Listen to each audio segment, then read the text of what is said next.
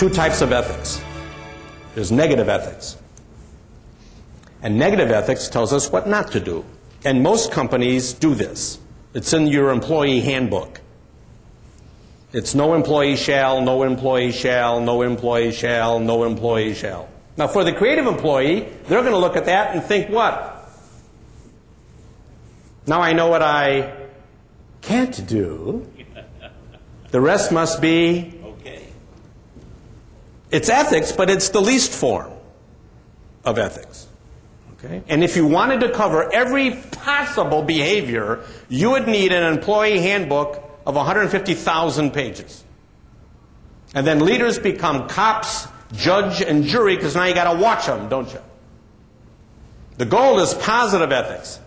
And positive ethics gives us guidelines for what we should do. Guidelines. Because then who's accountable for the behavior? Everybody. Everybody. I'll give you an example. Have you ever stayed at a Ritz-Carlton when you travel? If you ever go to Ritz-Carlton, mug somebody for the Ritz-Carlton Basics card. Okay? Now, this is their... Now, we're going to link this to ethics real quick here. Here's their statement. We are ladies and gentlemen serving ladies and gentlemen. Now, let me ask you this. Is this not true? The more positive one's self-esteem is, the more ethical people are. I'm not talking ego. The more positive one's self-esteem is, the more ethical people are. The lower one's self-esteem is, the less ethical people are.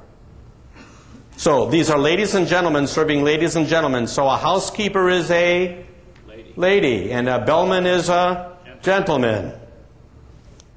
Maybe. They have to take a test on these 20 before they're allowed to interact with you. Things like, and I'll just read you a couple. Notice how they're stated. All employees will know the needs of their internal and external customers so that we may deliver the products and services they expect. Number 8, any employee who receives a customer complaint owns it. That's pretty empowering, isn't it? Then I learned this personally. Escort guests rather than pointing out directions to another area of the hotel. Now, as you know, in the last few years, the airline industry has had a stellar record of being on time. So I was delayed going into the West Palm Beach airport, and I got to the Ritz-Carlton at 1 o'clock in the morning, and my bladder overfloweth. I went to the bellman. Quick, men's room. He goes, sir, I'll take you.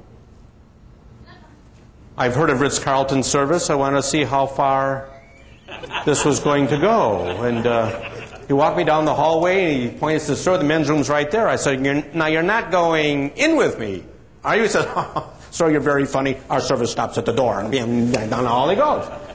Now, I'm thinking, if you're so concerned about my bladder at 1 o'clock in the morning, imagine what the room is like, and the amenities, and room service, and towels. And how's Ritz-Carlton doing financially? Very well.